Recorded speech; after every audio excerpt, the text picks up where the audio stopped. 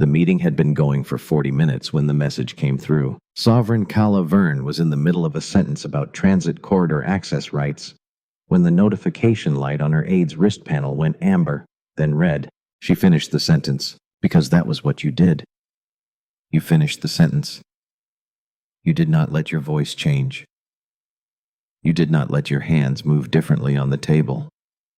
You were sovereign of the Ivorith 7th delegation, and there were 11 compact officials watching your face, and your face was not allowed to be afraid. "One moment," she said. She stood. She walked to the door. She did not hurry. The door closed behind her. In the corridor, her aide Dessa, whose hands were very steady under normal circumstances, was holding the comm panel with both hands. Not one. Both. "Tell me," Kala said. "Rockfall on the eastern approach, the forward convoy. Ren." A pause. Half a second, which was half a second too long. She was separated in the evacuation. "They're searching. Warrant Officer Morrow from Survey Transit has gone into the debris field." "Which search grid?" "Mark 47 on the upper shelf." "But Sovereign, the storm system moving in from the east. How long before it hits?" 3 hours, maybe less." Kala looked at the wall. Just for a moment. Just long enough to do the calculation she did not want to do. 4 years old, upper shelf. Class 4 pressure squall incoming. 1 survey officer. No confirmed location. 3 hours. "Get me eyes on the shelf the moment anyone has them," she said. "I'm going back in." "Sovereign, I'm going back in Dessa." She turned. She put her hand on the door, and the bioluminescent tracery along her throat, the faint silver-blue pattern that ran from her collarbone to her jaw, the pattern that every Ivorith carried, and that every Ivorith learned from childhood to control, went dark. Not dim, not muted. Dark. She stood there for one breath, with her hand on the door, and her throat dark, and her face doing the thing it had learned to do in the 3 years since Aaron died, which was nothing. Which was absolutely nothing at all. Then she opened the door, finished the meeting. Warrant Officer Hale Morrow had been in Survey Transit for 11 years, and he had learned in those 11 years exactly one useful thing about the Veth Cradle. The map was almost always wrong. Not badly wrong. Not dangerously wrong most of the time. Just wrong in the specific petty way that terrain was always wrong when someone had mapped it from above and had never actually stood on it and tried to move through it in the dark with a storm coming. He stood in the rubble of the forward convoy and did the arithmetic. The rockfall had come from the eastern ridge. It had taken out 3 vehicles and the forward communications relay. The diplomatic party had evacuated in 4 directions, which was 4 too many directions, but that was what happened when there was no warning and no plan, and the ground started moving. 17 personnel accounted for, 1 not. He'd gotten the description from a compact medic who'd been running evacuation, and had seen the child in the crush, and then had not seen the child, and had been very precise about what he had and had not seen, which Morrow respected. The medic had said small. 4, maybe 5 standard. Ivorith. Formal outer garment, pale color. Last seen near the east vehicle. The east vehicle was now under 12 feet of shale. He moved east. The upper shelf in the aftermath of a rockfall was not a place you moved quickly. Every surface that looked solid had the potential to be resting on something unstable, and the only way to know was to test it, and the only way to test it was to put your weight on it slowly and be ready to move faster. He moved slowly. He called out 4 words of Yavareth from the pre-deployment language packet. His pronunciation was almost certainly wrong. He called them anyway.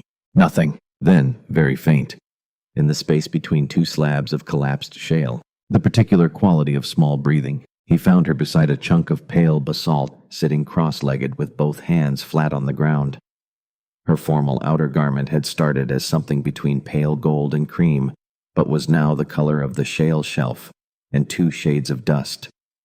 Her eyes, when they found his face in the dimness, were deep water dark. The kind of eyes that held light from somewhere inside rather than reflecting it back. She was not crying. She was not calling out. She was sitting very still with both hands flat on the ground. And what he would later learn was the way Ivorith children sat when they were frightened and trying very hard not to show it. He did not know that then. He only knew she was alone and small and the storm was 2 hours out, maybe less. He crouched down. He said his 4 words of Iavareth. She looked at him for a very long time. He waited. Because she was doing something, not panicking, not reaching for him, not making any of the sounds a frightened child usually made. She was assessing him. At 4 years old in the dark after a rock fall, this child was running some internal calculation about whether he was worth following. He stayed crouched. Let her look. She stood up and followed him to the crawler. The crawler lost its third track drive 40 minutes into the transit. Which was, he reflected, exactly the kind of thing that happened on a day that was already being this kind of day. He looked at the damage. He looked at the storm wall building on the eastern horizon, the color of old bruising moving faster than the forecast had suggested. He looked at the child in the passenger seat with her knees pulled to her chest. The calculation took approximately 4 seconds. He could not fix the track drive in the time the storm allowed. He could not shelter in the crawler through a Class 4 pressure squall. The hull would hold, but the temperature differential during the eye wall would kill anything living inside it within 12 minutes. He could not leave her here. That last part was not a tactical assessment. It was just a fact about who he was. He pulled the survival kit from under the seat. Thermal blanket. Emergency ration sleeve. Signal emitter that had been trying to connect to the compact relay net for 3 hours without result. He checked the emitter, clipped it to his belt, and opened the passenger door. "We're walking," he said. She looked at him, then at the storm, then at him again. She stood up. He handed her the emergency ration sleeve to carry. Not because she needed to carry it, but because she needed something to hold. Something that was her job. Something that said, "You are not cargo. You are part of this." She took it, held it with both hands against her chest. "Good," he said. They walked. The survey station was a colonial compact installation from before the Accord, half buried in the shale shelf at the 140-meter mark. Old. Corroded. The kind of structure built to last indefinitely in conditions that assumed no one would ever come to maintain it. It was exactly where the map said it would be. Morrow took a moment to acknowledge that internally, because on a day like this you acknowledged small mercies. The blast door took 3 minutes of leverage work with the flat of his boot to open.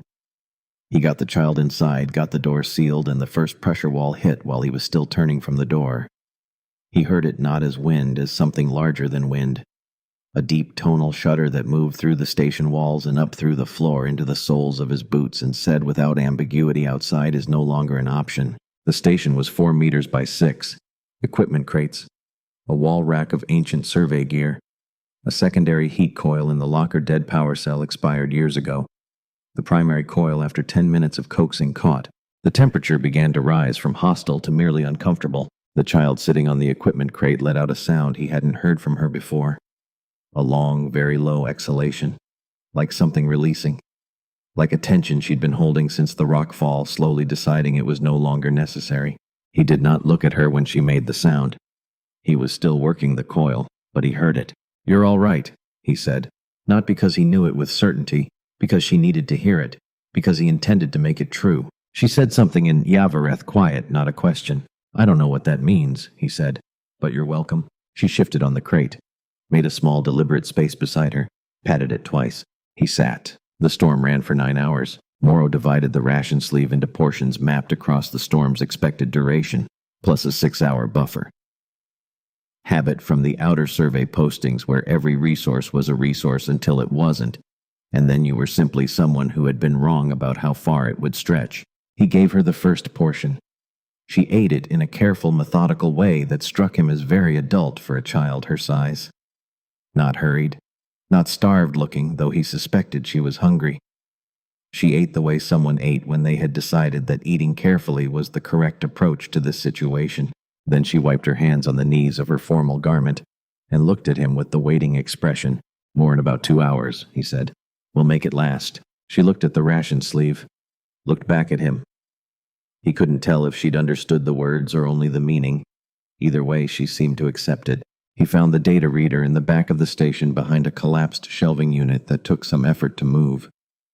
Beside it, a rack of old colonial survey discs, geological bore logs, atmospheric charts, resource assessments from before the Accord. The dust on the discs was its own geological record. He pulled one and slotted it into the reader, mostly because the storm was 9 hours and the child was awake, and there was only so long you could sit in a small space with a 4-year-old and nothing to look at. The holographic topographic display bloomed in the air between them. Green wireframe valleys, ridge lines, the deep purple markers of the bore shafts sinking into the basin floor. He heard a sound. She had gotten down from the crate.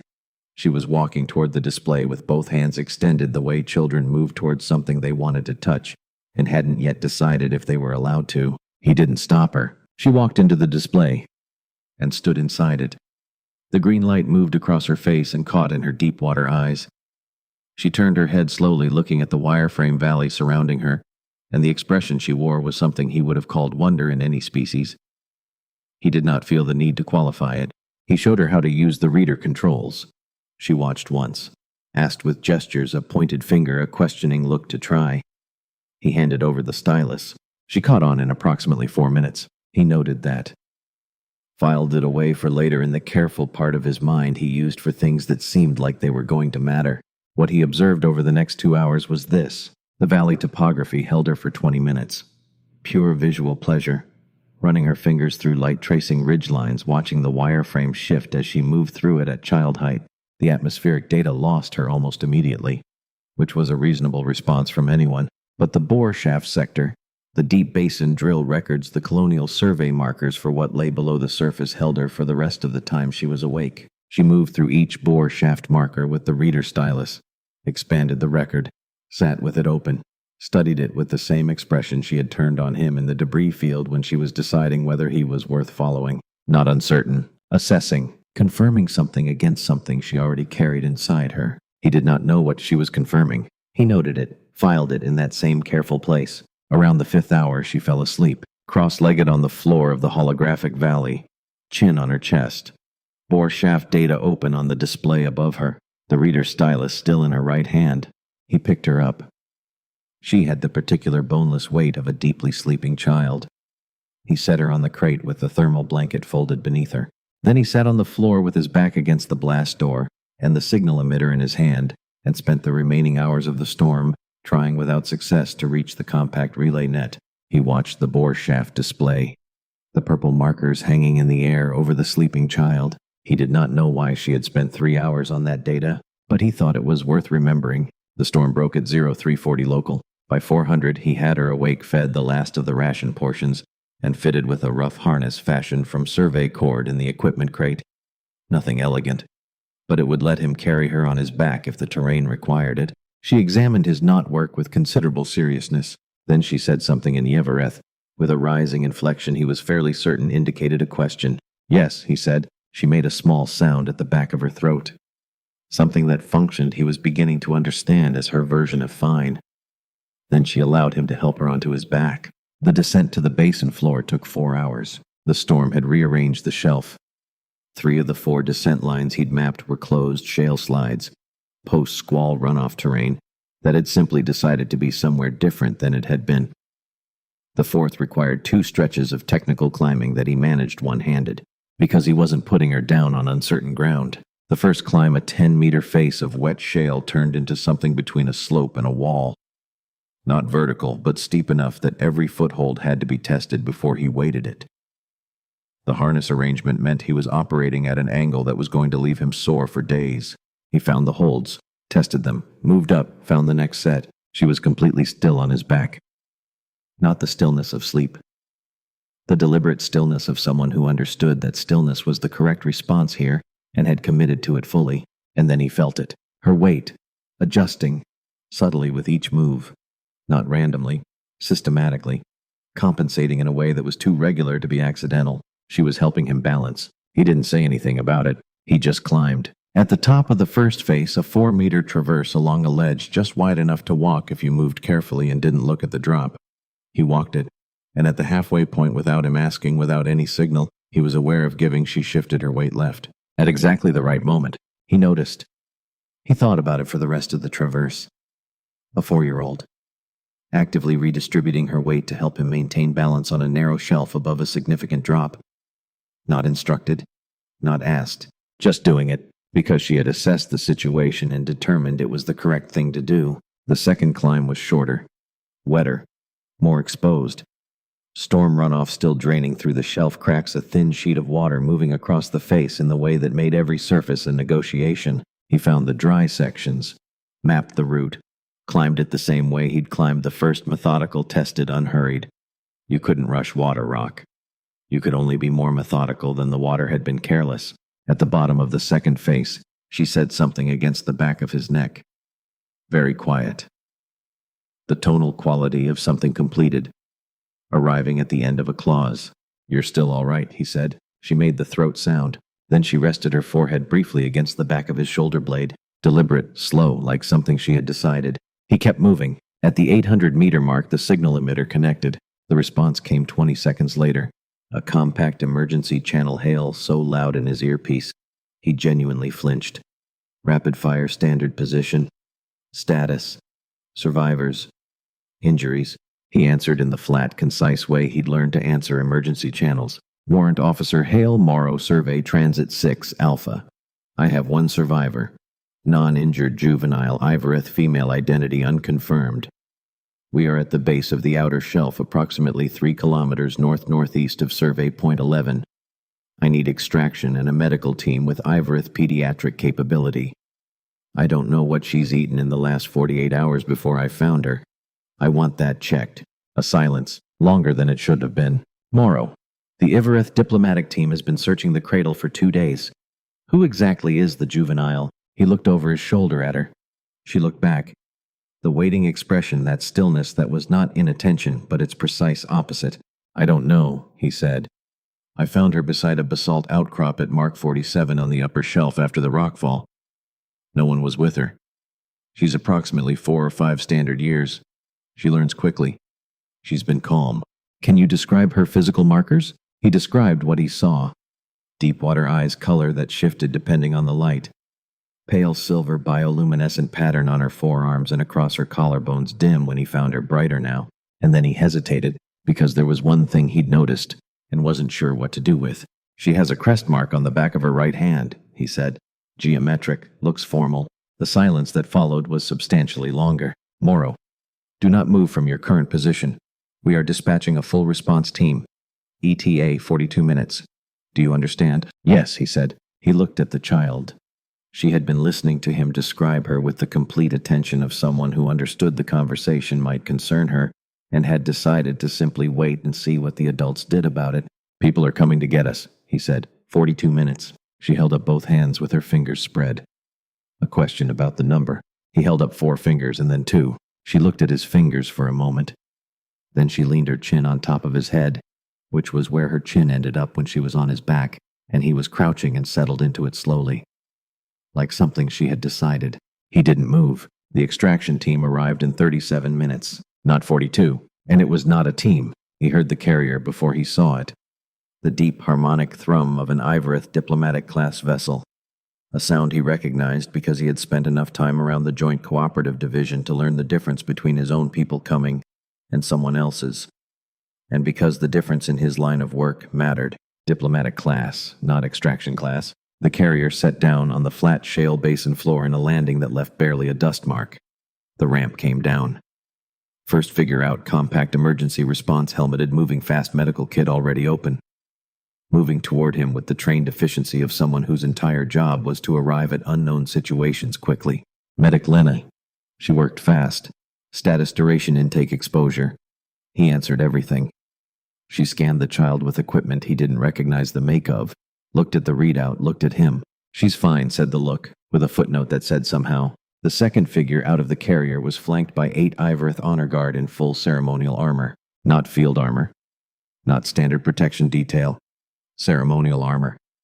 The kind worn when something was being protected that was too important for any ambiguity about its status. The figure was tall.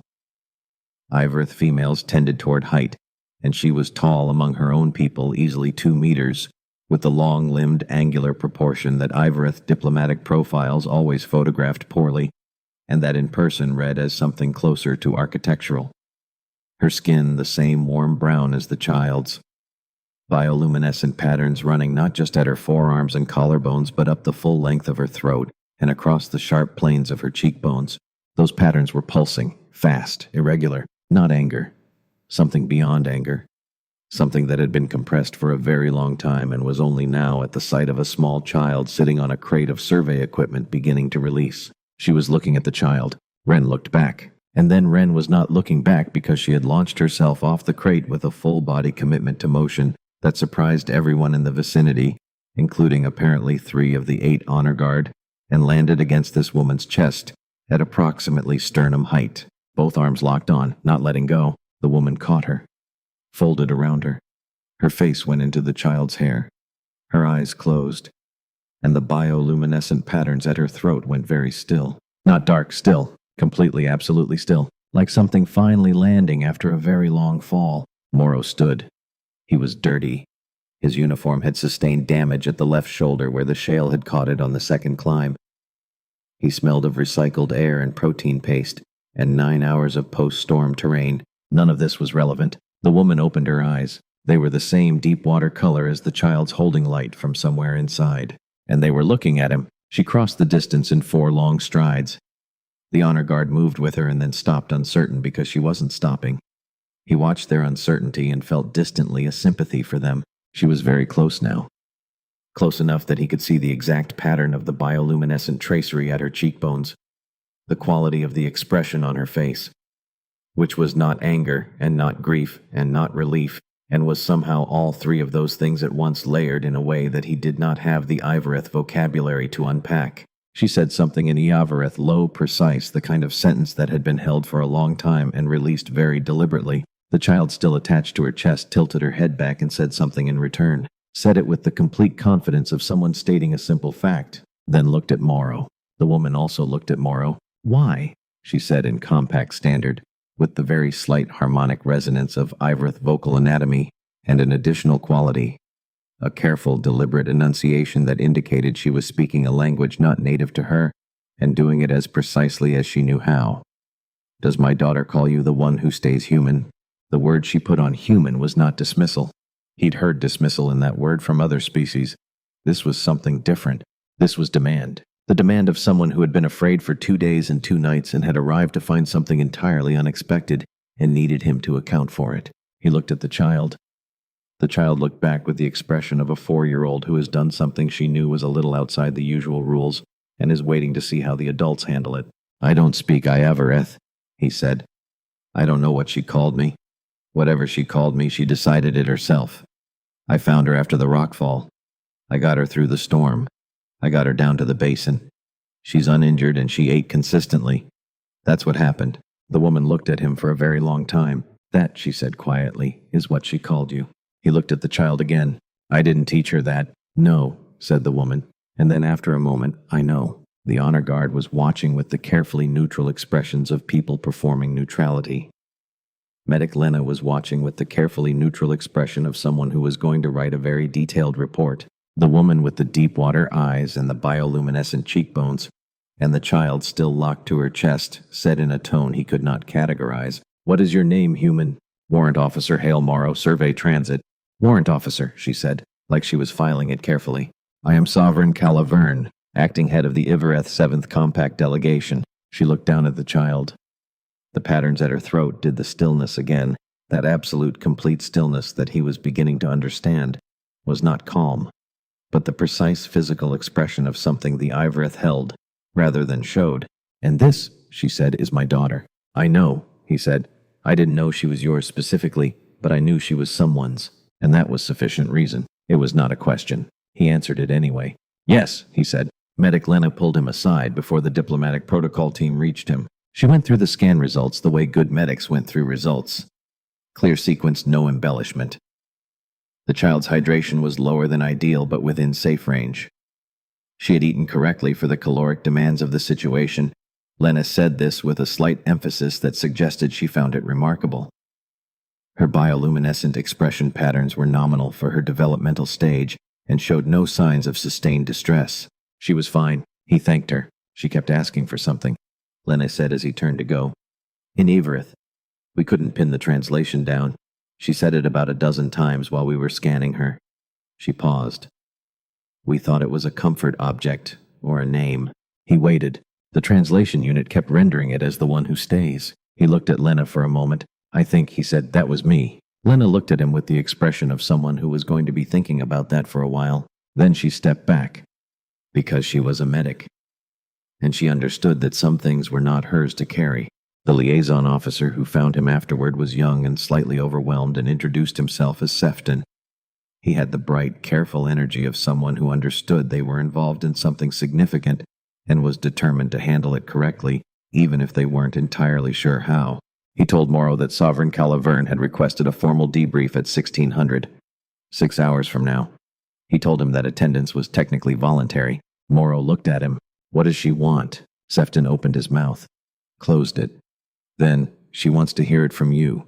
The whole account. From the beginning.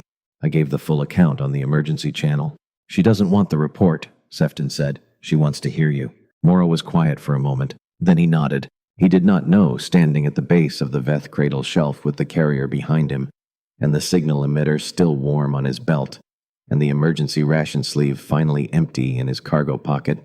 He did not know what he had walked into. He knew he had found a child. He knew he had gotten her home. He knew there was a small disk of colonial survey data in his jacket pocket, one he had taken from the rack in the storm station before they left, because it had seemed in the moment like it might matter, and he had not yet had time to determine why. He knew that a 4-year-old girl had spent the worst night of her life in a storm shelter, and had emerged with bore shaft data memorized and a word for him that didn't translate cleanly into standard. He knew that her mother had deep water eyes and bioluminescent patterns that went dark when she was afraid and still when she was holding the thing she had been afraid of losing. He picked up his kit.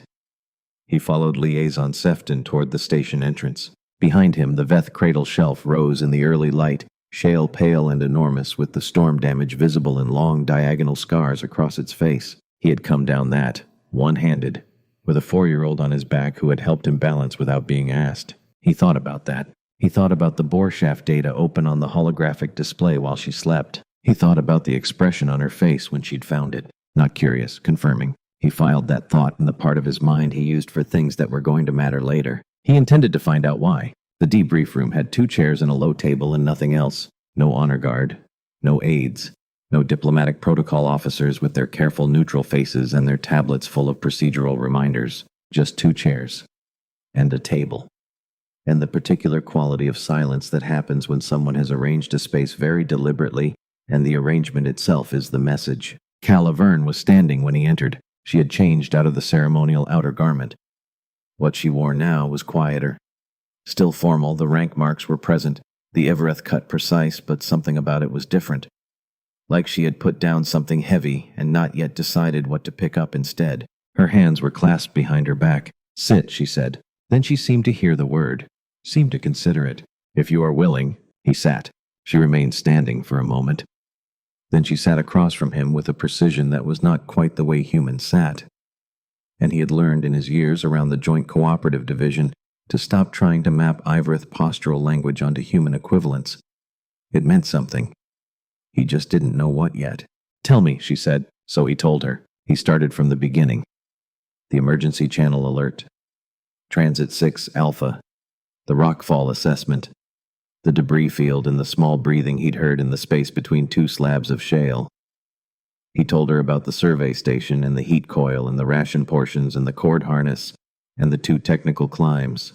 He told her about the holographic display, about Wren walking into the light, about the bore shaft data. She spent most of the time with that section of the display open, he said. Not the valley topography, not the atmospheric charts, the bore shaft records. She worked through every marker, expanded each one, studied it. He paused. She wasn't curious, he said. She was confirming something. Calla did not move. The bioluminescent tracery at her cheekbones shifted a change in pattern, something moving under the surface of a face that was otherwise very still. A 4-year-old, she said. Yes. Bore shaft data. Yes. The silence stretched. She inherited her grandmother's interest in survey data, Calla said. Not to him. Not quite. The words had the quality of something she had not entirely intended to speak aloud. A thought that got out before she could decide whether to let it go. He let it sit, let her decide what came next. She looked at him for a moment. Something in her expression shifted, not opening exactly, but a small, deliberate unlocking. Like a woman who had assessed a situation over the course of several hours and arrived at a decision she hadn't quite expected to make. My mother, she said carefully, surveyed this world before the Accord. She spent 3 years here. She found something. She filed the data, and then she died and the data disappeared, and I spent 10 years believing it was simply lost in the transition between record systems. She stopped. Morrow did not say anything. Because she wasn't finished. I knew it wasn't lost, she said. I had no proof. I had only 10 years of knowing something was wrong and no way to act on it because I was sovereign, and sovereigns do not act on suspicion. They act on evidence. Her jaw moved slightly. My husband knew. He was the only person who knew. And then he died 3 years ago, and I have been carrying it since then without anyone to carry it with. The room was very quiet. I am telling you this, Kala said, because you told me everything, and because my daughter chose a word for you that I have not heard used for a stranger in my adult life, and because I think you are someone who understands the weight of things that are not yours to put down. He looked at her. I understand that, he said. Yes, she said. I thought you might. He asked about the word then because it was the right moment. What does it mean, he said. Exactly. Not the translation unit's version, the actual meaning. In Iavarith, she said, there is a word for the person who stays. Not the person who loves. We have many words for love. This is different. It is the word for the person who does not leave when leaving would have been easier. She paused. It is used for a parent, for a bonded partner who has remained through something difficult, for someone who has demonstrated a specific kind of fidelity under conditions that did not require it. She's 4 years old, he said. Yes, she decided that in 36 hours. Ivarith children, Kala said, have very accurate instincts about who stays. He thought about that. He thought about the child working the reader controls in the holographic light. 4 minutes to learn a system she'd never seen. The weight shift during the technical climbs compensating without being asked. The chin resting on top of his head at the basin floor slow and deliberate. I would have done the same, he said, for any child who was there. I know, she said. She knows that is not why she chose the word. He looked at her. What is her name, he asked. Her full name. Kala seemed slightly surprised by the question. She hit it quickly, but not completely. Ren, she said. Named for the cradle. She was born on this world. A pause. Her grandmother surveyed it for the Ivarith Cooperative before the Accord. She was the first of our family to come here. The first to look for something worth finding. And she found it. The bioluminescent patterns at her throat went still. The name is an inheritance, Kala said. I had hoped she would grow into it. She looked down for a moment, then back up. Now I know she already has. He said nothing. Because there was nothing to say that wouldn't have been either too much or not enough. He left the debrief with more questions than he'd arrived with, which was not how debriefs usually went. He stood in the corridor outside the mobile command suite and held the small disk of colonial survey data in his left hand and thought about what Kala Vern had said. The first of their family to come here. The bore shaft data filed, and then gone.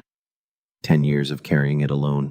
He thought about Ren in the holographic light, confirming something against something she already carried. He put the disk back in his chest pocket. He went to write his supplementary disclosure statement because it was the right thing to do, and because he did not think the right thing required a benefit to be worth doing. Liaison Sefton found him the next morning with the expression of someone carrying information they wished they weren't carrying. The disclosure statement, Sefton said. It's been sealed. Morrow looked at him. Director Ashby's office. Joint Cooperative Division. Security review pending diplomatic sensitivity. Sefton's jaw was doing something careful. The order came through last night, which means I can't file the supplementary disclosure through standard channels. Which means that yes. Morrow was quiet for a moment. Who is Director Ashby, head of the Joint Cooperative Division's Resource Coordination Office? Sefton glanced down the corridor, then back. He oversees the licensing framework for the Veth Cradle Basin extraction sectors. A pause, very specific pause. How many sectors? Morrow asked. 3 currently active, 2 more under review pending the post-accord survey reconciliation. Morrow looked at the wall. Thought about bore shaft data. Thought about a woman who had surveyed this world before the Accord. Thought about data filed and then gone. 10 years. 30 years if you counted from when Mira Vern had filed it. I'll find another channel, he said. Sefton looked at him with the expression of someone who was going to pretend they hadn't heard that. I'm just the messenger, sir. I know, Morrow said. Thank you, Sefton. He filed the disclosure through the backup channel. The one that routed through the sector coordinator's office, directly bypassing the Joint Cooperative Division entirely. He was fairly certain that would have consequences. He filed it anyway. 63 days later, a communique arrived. Morrow was at his desk at Kale Station. 800. Coffee going cold beside the terminal. Standard morning. except the communique was routed through the Joint Cooperative Division's priority channel, which was not standard, and it was addressed to two parties simultaneously, the Office of the Compact Sector Coordinator and Warrant Officer Hale Morrow Survey Transit directly, which was highly irregular. He read it once, twice, third time slower.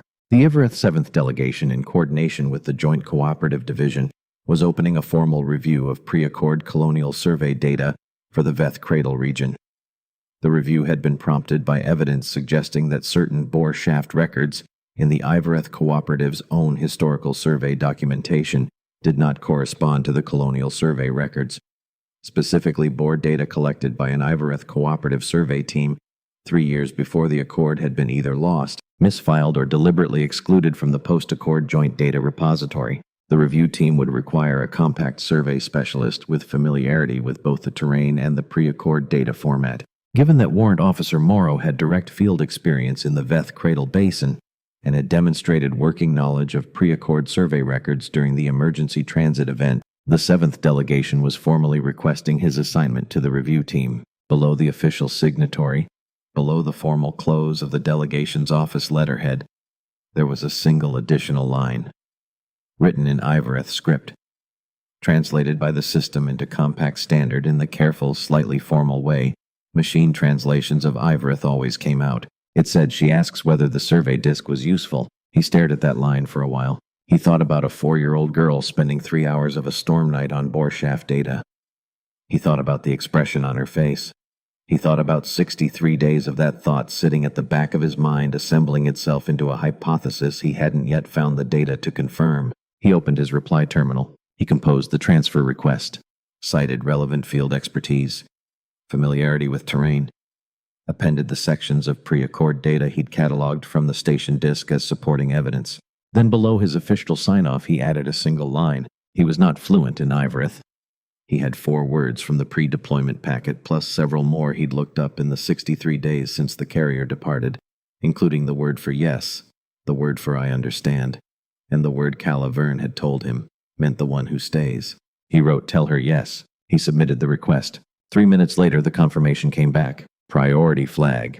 Compact Sector Coordinator, Joint Cooperative Division. Approved. 3 minutes. He looked at the timestamp for a long time. He thought about the layers of administrative infrastructure between a warrant officer's transfer request and the sector coordinator's desk. He thought about how many of those layers were specifically designed to slow exactly this kind of thing down. He thought about Calaverne in the debrief room. 2 chairs, a low table, no honor guard. The small, deliberate unlocking in her expression when she had decided to tell him about her mother. The way she had said, "I am telling you this," as though the telling itself was a form of trust she was extending carefully and with full awareness of what she was doing. And he understood. She had prepared the transfer before he asked. She had known he would ask. Because she had assessed him across the course of the debrief, and across the basin floor, and across the carrier deck, and she had arrived at a conclusion she was willing to act on. And she had moved the pieces into position quietly through the correct channels. 3 minutes. He sat with that for a moment. Then he pulled up the pre-accord cooperative survey archives. Full catalog. 1,100 individual survey records, each in the old cooperative format, slightly different from the colonial survey format, in 7 specific and important ways he would need to learn. He started reading from the beginning. Director Conrad Ashby arrived at Kale Station 4 days later. No announcement. No scheduled meeting request. He simply appeared in the corridor outside Morrow's workspace at 1400, compact and precise in the way that certain men became compact and precise when they had spent many years ensuring that other people understood they were not to be kept waiting. He smiled when Morrow looked up. The smile was very good. Practiced. The kind of smile that had spent years being deployed in rooms where it needed to do significant work. "Warrant Officer Morrow, do you have a few minutes?" He did not say no. Because saying no to a divisional director before you understood what you were saying no to was tactically unsound. He had a few minutes. Ashby sat, crossed one leg over the other, looked around the workspace with the expression of someone finding it smaller than expected and choosing not to say so. "You filed a transfer request," he said. "I have. To join the 7th Delegation's survey review team." "That's correct. Interesting assignment." A pause. The pause of a man who had used pauses professionally for a long time. "For a warrant officer." Morrow said nothing, because this was the kind of conversation where saying nothing was the correct move and he recognized it. I want to be direct with you, Ashby said, which was what people said immediately before being indirect. Please. The review that the 7th delegation is requesting it has implications that go beyond survey data reconciliation. You understand that. I'm a survey specialist. I understand survey data reconciliation. A slight tightening around Ashby's eyes. Not anger. The thing that happened before anger decided whether to become anger. The bore shaft records in question, if formally recognized, would reclassify significant portions of the Cradle Basin as pre-Accord Ivrith sovereign territory. He let that sit. That has implications for the current licensing framework, for your division's licensing framework, for the Joint Compact's economic relationship with the Ivrith Cooperative, which benefits both parties. Another pause, which could be disrupted by a review process that finds what's actually there. The pause that followed was different from the previous ones. I'm offering you an alternative assignment, Ashby said. Survey Transit 7, the Callaway Drift Transit Corridor. Excellent work, career positive, no diplomatic complexity. Morrow looked at him. The bore shaft data in those pre-Accord records, he said. Was it misfiled, or was it removed? Ashby looked back. That's a question for the archivists. That's not an answer. No, Ashby said, very level. It's not. A long silence. Thank you for the offer, Morrow said. He stood. Ashby looked up at him. The smile was still present, but it had become a different kind of smile. The kind that had stopped trying to do work and was simply marking position. The transfer was already approved, Director. Approvals, Ashby said, can be revisited. Morrow picked up his jacket. Good afternoon, he said. He went back to the archive, because the conversation with Ashby had confirmed something he had suspected. And now that it was confirmed, the archive was the only place that mattered. 1,100 records. Old cooperative format. 7 specific differences from colonial survey standard that he was now fluent in. He worked through the evening without noticing the evening, which was how he worked when the work was real. The shape of Mira Vern's search assembled itself slowly. Not a survey. A search. Conducted over 3 years. Methodical. Return visits to the same bore sites. Incremental deepening of the same shaft records. A woman who had come to the Veth Cradle with a specific hypothesis about what the basin geology contained, and had spent 3 years proving it bore shaft by bore shaft, filing every record in the cooperative system, with the careful precision of someone who trusted that the system would hold what she gave it. 8 bore shafts on the shelf, the 8 that the disk from the storm station documented, and at the bottom of the 8th record, a notation he almost missed, because it was in a subfield that the colonial survey format didn't have an equivalent for, and that the conversion software had therefore rendered as a blank. See attached correspondence. He stared at that for a long time. There had been a letter filed with the data, part of the same submission, which meant it had gone into the same system, which meant if the data had been removed, the letter had been removed with it, or it had been misfiled. Separated from the bore shaft records during the transition, landed under the wrong survey number, sat in an archive for 30 years, in a subfield that the conversion software had rendered as blank. He started searching. It was 2,300 when he found it, not in the bore shaft records. In a miscellaneous correspondence archive filed under a survey number that corresponded to an atmospheric assessment from 11 years before Mira Vern had ever set foot on the Veth Cradle. The misfiling was not sophisticated. It was the kind of error that happened when 2 record systems were being merged under deadline pressure and someone had transposed 2 digits in a survey identifier. Not deliberate, just lost. Ashby had sealed the bore shaft data, but Ashby had not known the letter existed. Nobody had known the letter existed. Morrow opened it. The text was in Ivrith script. The translation software rendered it with the slight formality it always applied to Ivrith. But the meaning came through. He read it twice. Then he sat back in his chair and looked at the ceiling for a long time, because the letter was not a technical report. Mira Vern had not written about bore shaft depths or geological composition or resource assessment values. She had written about why she came, about what it looked like to stand on a world that did not yet have a name, about the specific quality of light in the Veth Cradle at dawn, when the basin floor caught the first sun and the rock went from gray to something that was almost amber. About the word she had chosen for the name Veth the Cradle, because that was the word that had come to her when she stood on the upper shelf and looked down at the basin for the first time and thought, something is resting here, something is waiting. And then near the end she had written about her daughter. The daughter she had left at home each time she came here. The daughter who was at the time of writing 7 years old and already asking questions about survey methodology that most adults did not think to ask. I leave this data for whoever finds it, Mira Verne had written. But I leave this letter for her so that she knows everything I found because I was looking for something worth leaving behind. Morrow read that sentence 4 times. Then he closed the terminal. The disk from the storm station was in his chest pocket. He took it out and held it. Small, scratched. The Colonial Survey serial number faded to near illegibility on the housing. Inside it, the bore shaft records of a woman who had trusted that the system would hold what she gave it. The system had failed her. Not with malice, not with drama, just with the accumulated weight of transitions and deadlines and 2 digits transposed in a survey identifier. But the data was still there, and the letter was still there, and tomorrow he was going to bring both of them into the conference room and put them on the table. He put the disk back in his chest pocket, turned off the light. Liaison Sefton appeared at his door the next morning with the expression he was beginning to recognize as Sefton's specific version of professionally uncomfortable. Director Ashby, Sefton said, has filed an audit request. Morrow waited. Against you. Specifically, regarding the survey disk from the transit event.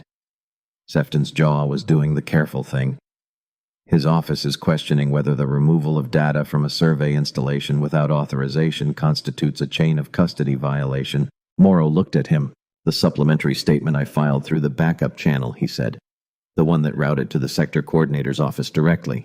Yes, which means the sector coordinator has had a copy of the disclosure for 67 days. Sefton's expression did something complicated. That is, yes, the case. So Ashby's audit is requesting review of data whose chain of custody was documented 67 days ago in a filing that predates his seal order. A silence. I'll let you draw your own conclusions, sir. Morrow looked at the wall. Then he picked up the disk, and he went to the conference room. He spread the bore shaft data along the eastern wall. 8 markers. Purple on the topographic display. 30 years old, documented by a woman with a daughter at home and 3 years of careful, methodical conviction that the basin contained something worth finding. The data analyst from the Ivereth delegation, a quiet, precise woman named Isel, who had arrived 2 days before the rest of the review team, and who communicated primarily through the quality of her silence, looked at the spread, and then looked at Morrow, with an expression that meant, "This is correct." The compact archival specialist, a man named Garrett, who had been doing this work for 23 years, and who responded to most discoveries with a carefully calibrated lack of visible reaction, looked at the bore shaft data, and then looked at the topographic overlay showing the current compact licensing sectors, and said quietly, "Ah, just that," which told Morrow everything he needed to know about what they were looking at. The audit team arrived at 1100. 3 compact officials, tablets, the energy of people who had been sent to find something, and were fairly confident they would find it. Morrow handed them the supplementary disclosure statement. Filed date. Routing confirmation through the sector coordinator's backup channel. Timestamp. 67 days before Ashby's seal order. He watched their expressions from across the table. He did not need to see their tablets clearly to read the moment when the lead official understood what he was looking at. The stillness that happened when someone realized the ground was not where they'd thought it was.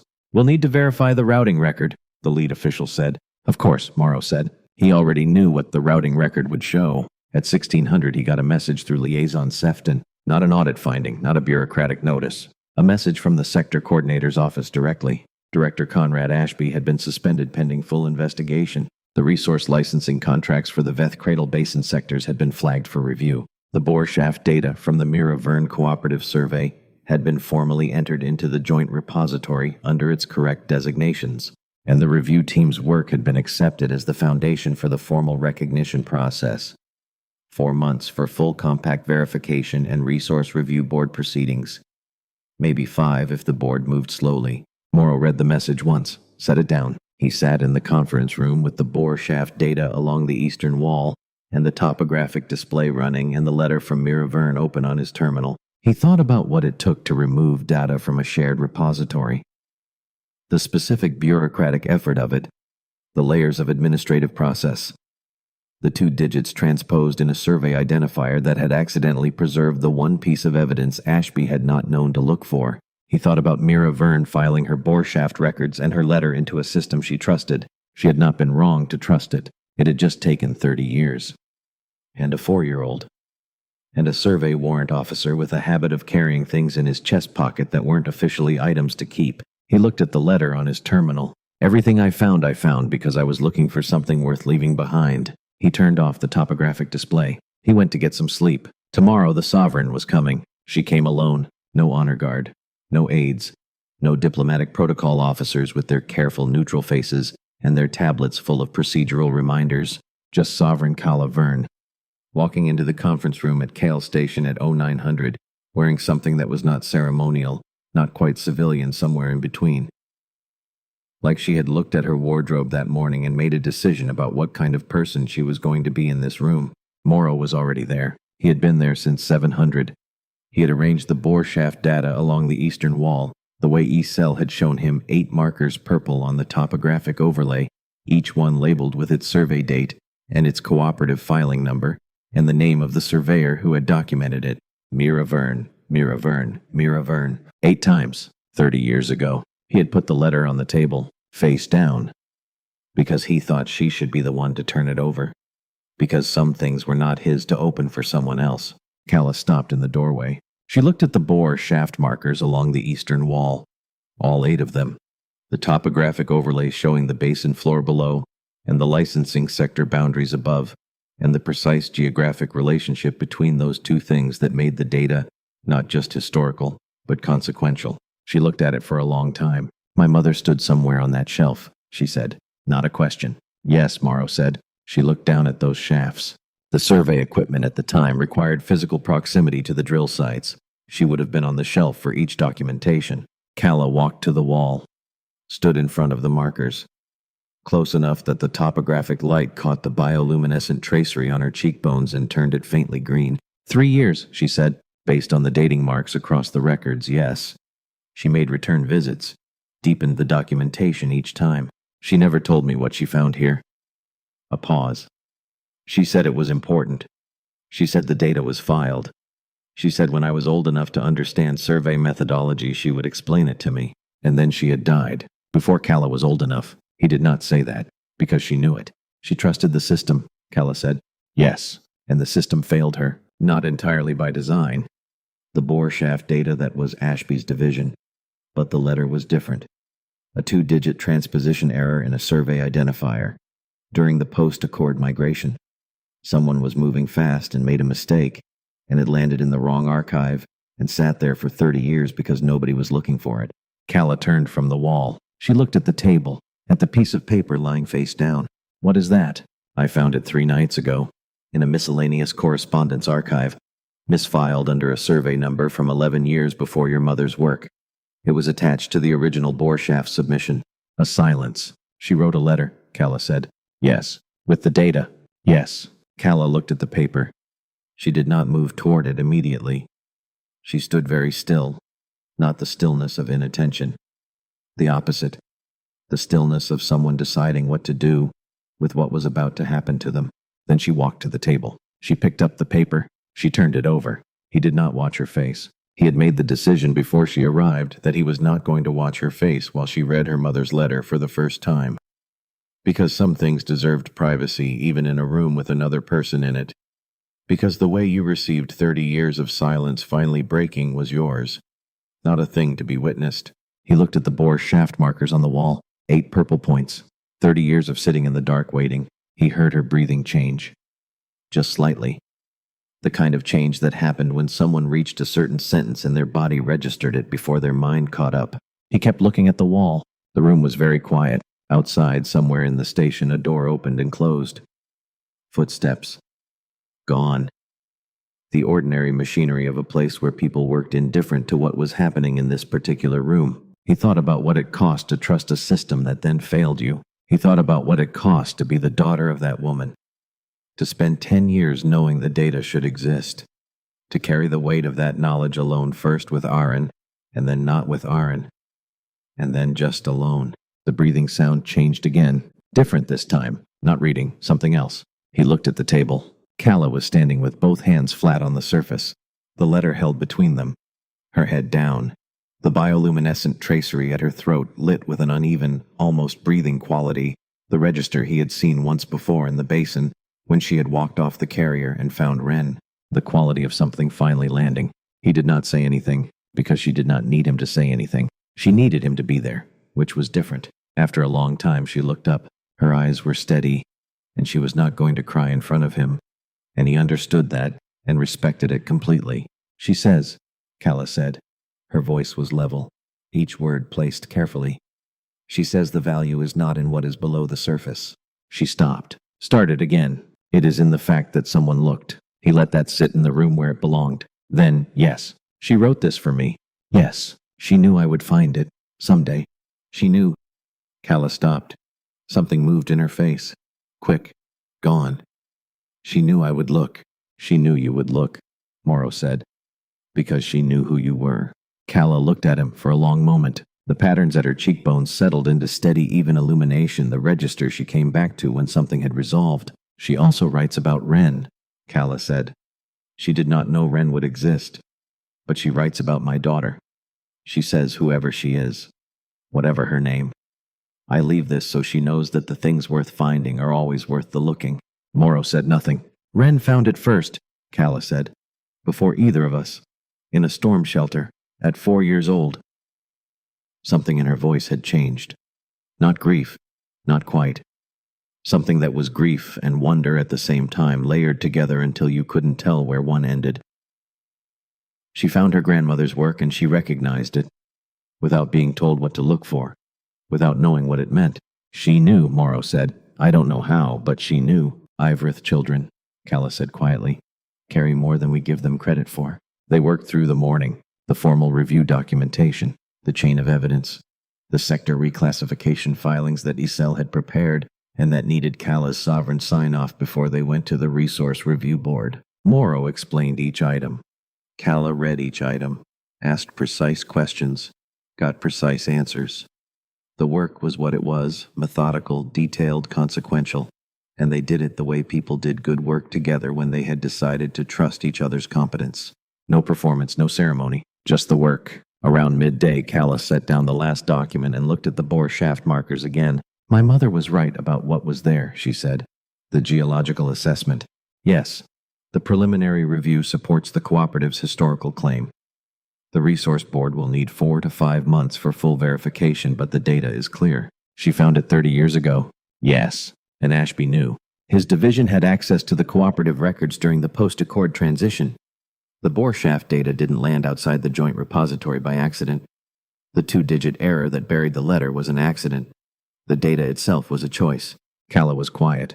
He buried my mother's work for a licensing contract. Yes, she nodded. Once.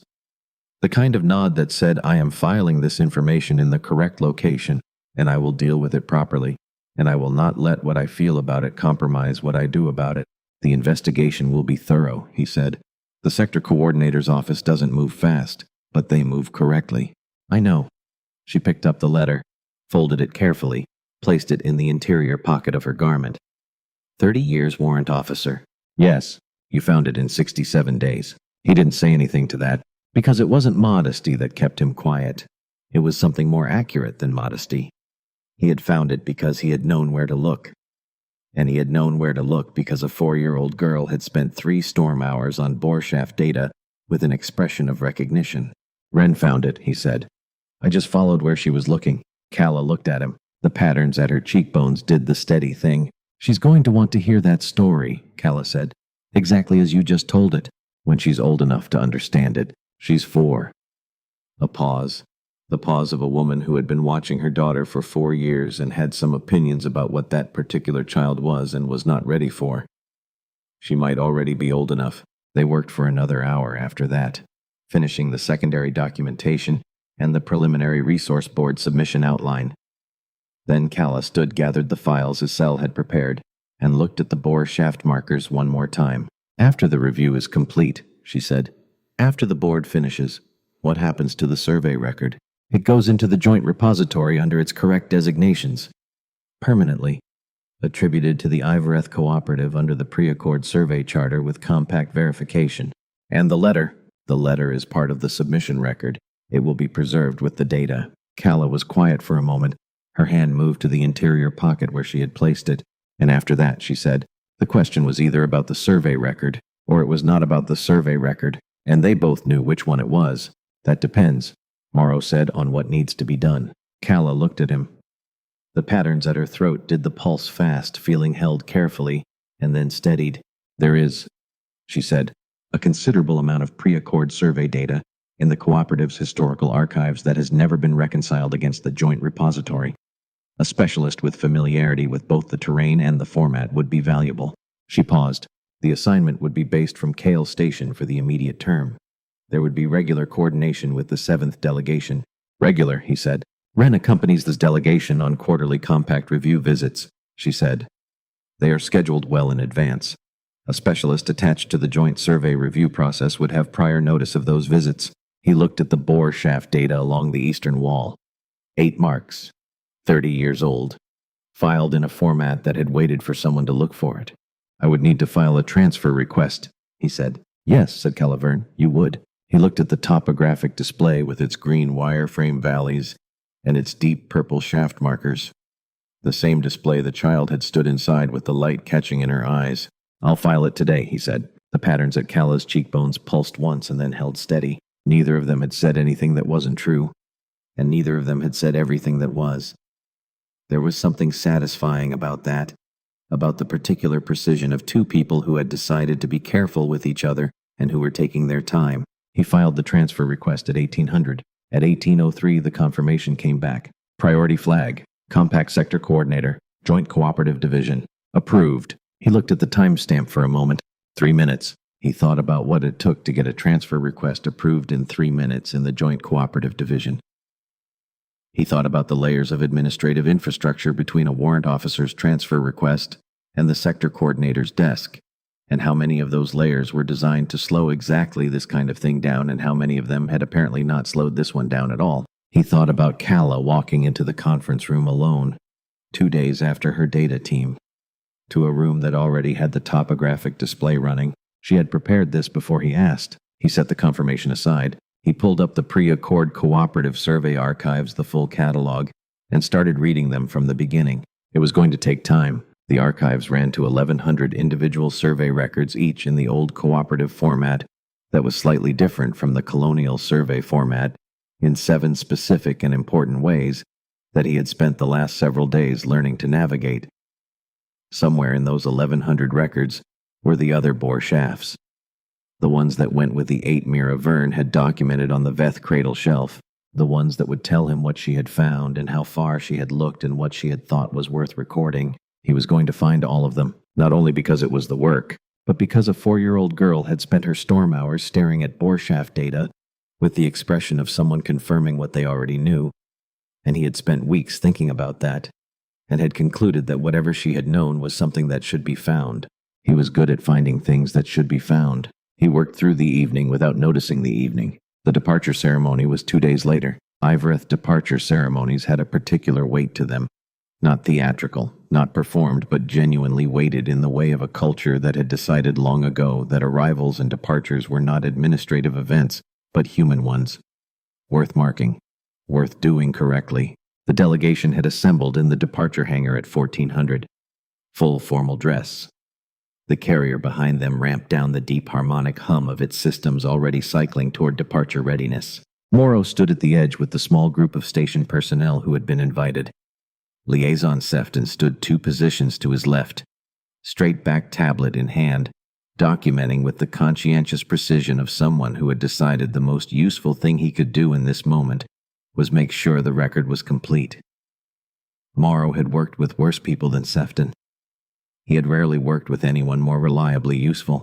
He watched the ceremony unfold, the formal exchange, the ritual words translated in his earpiece with the slight lag that always made Ivereth's ceremony feel like watching something through water. And then he saw her, Wren, standing at the base of the carrier ramp with 2 honor guard on either side in full formal dress, small and precise, the silver tracery on her arms, matching the embroidery of her outer garment, everything carefully correct and slightly too large. In the way formal clothes were always slightly too large on 4-year-olds.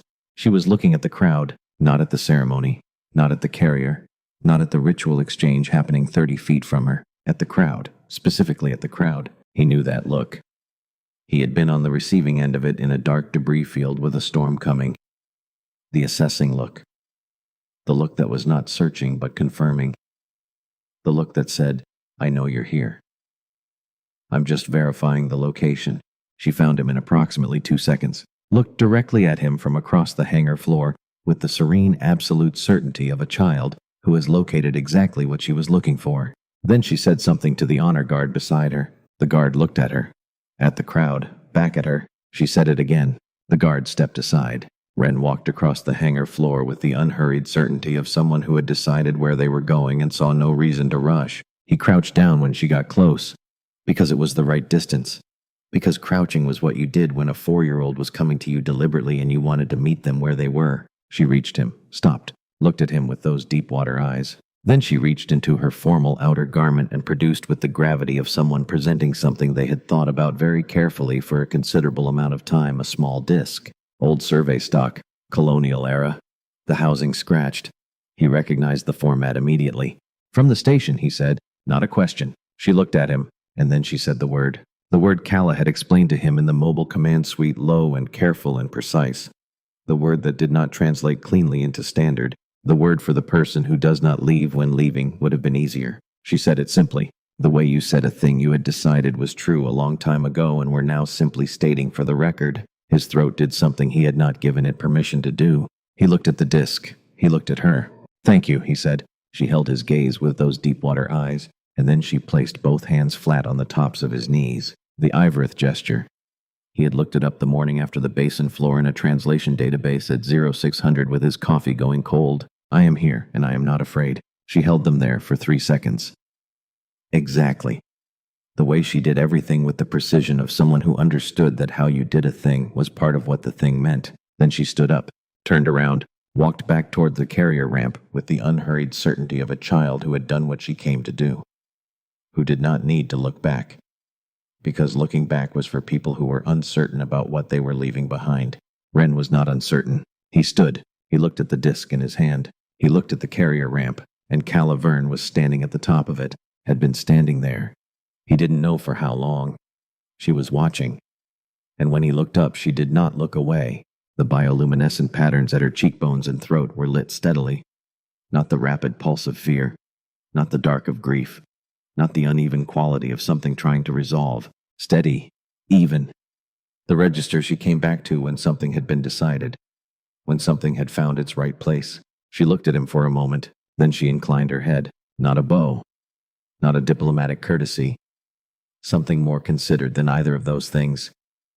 The deliberate acknowledgement of someone toward a person she had decided carefully and without ambiguity was worth the acknowledgement. He inclined his in return. The ramp closed. The carrier's harmonic deepened, shifted toward departure frequency, and Morrow stood in the hangar with the small survey disc in his hand, and the station personnel dispersing around him, and he did not move for a while, because some moments needed to be stood in, not analyzed, not processed, not converted immediately into the next thing on the list, just stood in. The disc went into the official archive the next morning. He walked it in himself, signed the chain of custody form, watched Garrett slot it into the designated housing with the care of a man who understood that small things carried large significance. It'll sit here now, Garrett said. Not a question. A kind of acknowledgement. Yes, Morrow said. It should. He walked back to his workspace and sat down at the terminal. The cooperative survey archives were still open on his screen. 1,100 records he had already read. And beyond that, in the secondary archive, 1,100 more records from between the Accord and now filed in the cooperative system, and never reconciled against the joint repository. Other surveys, other surveyors, other people who had come to difficult terrain and looked carefully and trusted the system to hold what they gave it. He started reading, not because he was looking for anything specific, because the work was there, and because it was real, and because there was a particular satisfaction, quiet, unglamorous, completely genuine in doing work that mattered, and knowing that it mattered, and not needing anyone to tell you so. He worked until 2100. Then he closed the terminal and sat in the quiet of his quarters. He thought about 3 generations of women and one search. Mira Vern, who had come to a nameless world and looked and found and trusted. Kala, who had carried 30 years of knowing and waiting alone until the right moment, and the right evidence and the right person arrived together. Ren, who had been born already knowing, who had stood in green holographic light at 4 years old, and confirmed what she already carried. He thought about what it meant that all three of them had trusted. Mira Verne had trusted the system. The system had failed her partially for 30 years. Calla had trusted him carefully with full awareness of what she was doing in the debrief room when she had said, "I am telling you this." Wren had trusted him in a debris field in the dark. After a calculation he still didn't entirely understand, from a position of complete vulnerability, with the serene accuracy of a child who knew exactly what she was doing. 3 different kinds of trust. All of them correct. He thought about Calla with the letter in both hands. The steady, even light at her throat when she finally looked up. He thought about the question she had asked in the conference room. After that depends on what needs to be done. Not a declaration, not a promise. Infrastructure. The careful, deliberate arrangement of conditions that made certain things possible without requiring them. 2 people who had decided to be careful with each other, who were taking their time, who had between them a 4-year-old girl who had already decided what she knew, and who was apparently being patient with her survey methodology instructor and who would be back in 73 days. He was good at finding things that should be found. That was perhaps the most honest description of what he was, and it was enough. It was in fact everything. He turned off the light. At 600 he was back at the terminal with coffee he actually drank while it was still warm. The secondary archive opened in front of him. 1100 more records. Other names. Other years of careful, methodical trust. Other Mira Vernes who had come to difficult places and looked and found and filed and trusted that what they found was worth recording, and trusted that someone would eventually come looking. He started reading from the beginning. He was going to find them. All of them. That was the work. And the work was real. And in 73 days, a 4-year-old girl who already knew what she was inheriting would come through the doors of Kale Station, and he would show her what her grandmother had left. All of it. The 8 bore shafts and the letter and the name of a world and the shape of a search conducted by a woman who had believed that what she found was worth leaving behind. Wren would stand in front of those bore shaft markers, the way she had stood in the holographic light in the storm station, with her hands extended and her deep water eyes open, and that expression that was not curiosity, but recognition. And she would know. She had always known. She had been born knowing the way certain things were inherited not in blood, but in the marrow of attention, in the capacity for that specific, unhurried conviction that the things worth finding were always worth the looking. He turned back to the archive. The work was there. He was the person who was going to do it, and that was sufficient.